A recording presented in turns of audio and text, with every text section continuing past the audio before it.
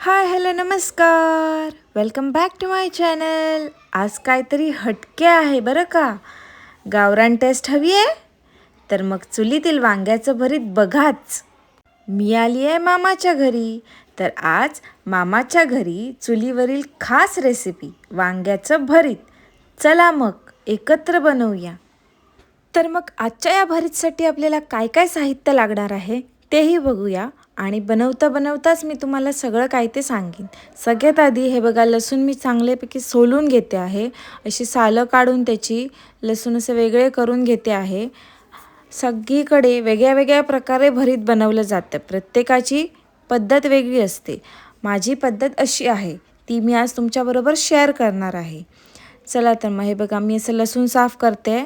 असे लसूण सगळे साफ करून तुम्ही पण अशाच प्रकारे लसूणच्या पाकळ्या वगैरे काढून घ्यायच्या आहेत. एक 8-10 लसूण पाकळ्या काढून बाजूला ठेवून द्यायच्या आहेत.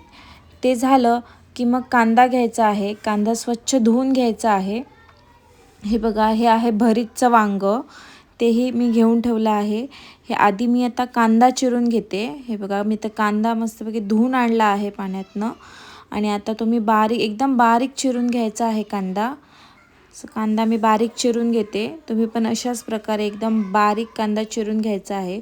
चॉपर असेल तर अतिउत्तम. चॉपरमध्ये खूप बारीक कांदा चिरायला सोपं पडतं. माझ्याकडे इथे चॉपर नसल्यामुळे मी तो नाईफनीच चिरून घेतला आहे. हे बघा, माझा कांदा चिरून झाला आहे. आता मी मिरच्याही बारीक चिरून घेते. एकदम बारीक मिरची चिरून घ्यायची आहे.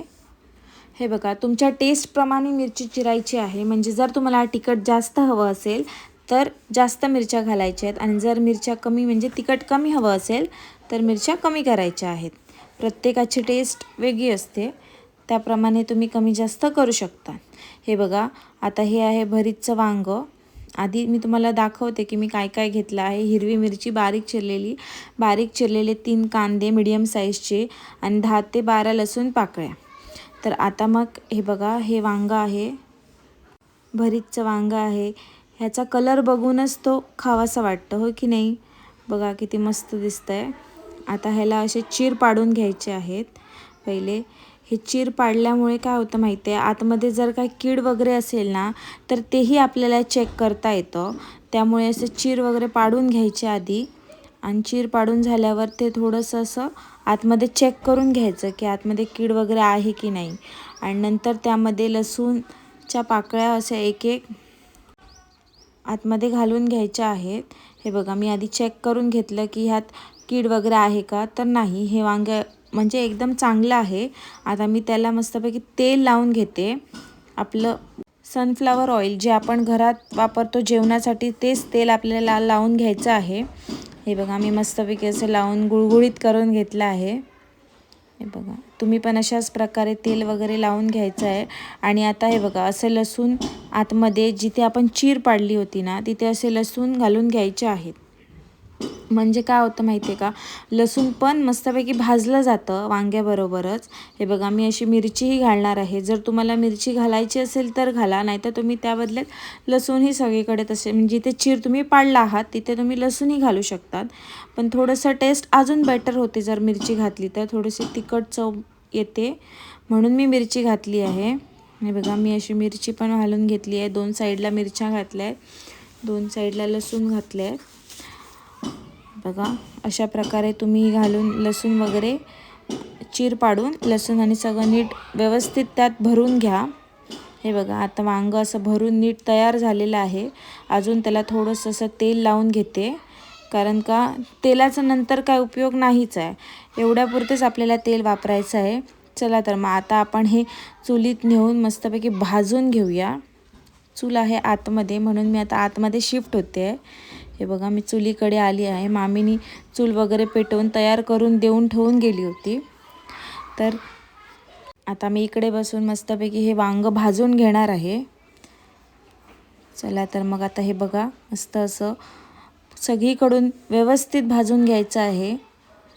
आणि जरा चुलीत भाजल्यामुळे ते उचलण्यासाठी थोडंसं कठीण जातं, म्हणून सांभाळून थोडं व्यवस्थित भाजून घ्यायचं आहे. जर तुमच्याकडे जाळी असेल तर तुम्ही ती जाळी ठेवूनही भाजू शकतात. माझ्याकडे ते जाळी नाही होती, म्हणून मग मी असंच निखाऱ्यांवर भाजलं आहे. पण निखाऱ्यांवर भाजल्यामुळे अजून टेस्ट वाढली बरं का याची. त्याच्यामुळे तुम्हाला जमेल तर तुम्ही शक्यतो असंच भाजा. हे बघा व्यवस्थित मस्त असं भाजून झालेलं आहे वांगं. आता हे थोडंसं थंड व्हायला द्यायचं आणि नंतर मग त्याची साल जे आहे, वरचं काळं जे साल आहे ते आपल्याला काढून घ्यायचं आहे. चला तर मग हे आधी व्यवस्थित थंड करूया आणि नंतर मग पुढे काय करायचं ते बघूया. हे बघा आता हे थंड झालं आहे, एकदमही थंड नाही झालं आहे, बट मी हात लावून साल काढू शकते. असं असताना मग तुम्ही साल काढून घ्यायचं आहे. हे बघा अशा प्रकारे सगळं जे काळा भाग आहे जे सगळा काढून घ्यायचा आहे. हे बघा गरम असणार त्यामुळे सावकाश असं पूर्ण साल हे काढून घ्यायचं आहे. हे बघा माझं तर होतच आलं आहे काढून हे साल. आणि हो, ही रेसिपी जेव्हा मी शूट करत होती ना, तेव्हा मला पियुषा आणि तनुषाची खूप मदत झाली आहे. सो मला व्हिडिओ थ्रू त्यांना थँक्यूही म्हणायचं आहे.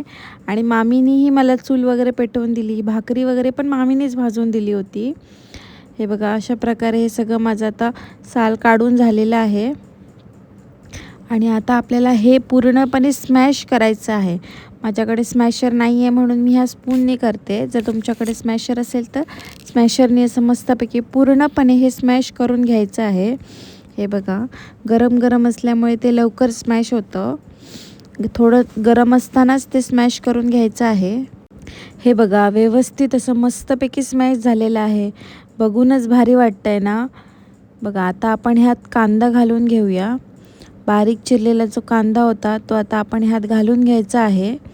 आणि कांदा घालून झाला की मग हिरवी मिरची जी आपण बारीक चिरून ठेवली आहे तीही यात घालून घ्यायची आहे. ही बघा मी आता हिरवी मिरची ही यात घालून घेते.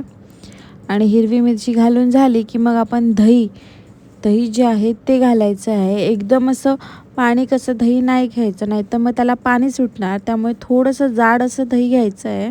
हे बघा मी जाड असं घालून घेते आहे. कोण कोण चिंचही घालतात. जे लोक दही खात नाहीत ते लोक चिंच घालतात आंबटपणासाठी. आता मी थोडंसं मीठही टाकलं आहे, चवीपुरतं मीठ टाकायचं आहे. आणि आता हे सगळं एकत्र मिक्स करून घ्यायचं आहे. बघा किती भारी दिसतं आहे, टेस्टी वाटतं आहे ना बघूनच. आणि आता ह्यात आपण ताजी चिरलेली कोथिंबीरही घालून घ्यायची आहे. आणि मस्तपैकी असं सगळं परत एकदा मिक्स करून घ्यायचं आहे. हे बघा झालं आपलं भरीत तयार. किती झटपट आणि पटापट झालेलं आहे. आता आपण ह्यासाठी गरम गरम भाकरीही बनवून घेऊया. तुम्ही हे चपातीबरोबरही खाऊ शकतात, असं नाही की भाकरीच हवी, पण भाकरीबरोबर त्याची टेस्ट अजून वाढते. म्हणून मग मामी मला भाकरी बनवून देत आहे. हे बघा चुलीवर मामी भाकरी बनवत आहे.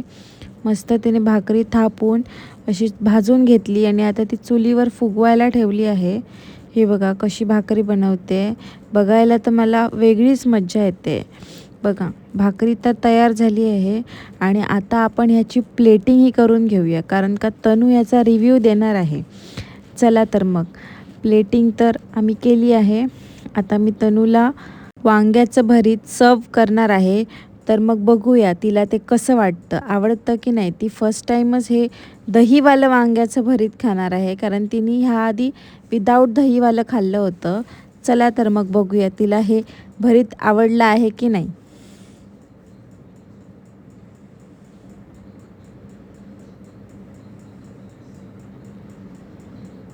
ती तर सांगते की मला ते खूप आवडलं.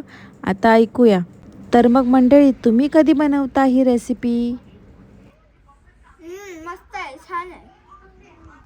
आणि कशी झाली आहे हे मला कमेंट करून नक्की सांगा. आणि व्हिडिओ आवडला असेल तर लाईक शेअर सबस्क्राईब जरूर करा. भेटू अजून एका नवीन रेसिपीसोबत. Till then stay tune, stay happy.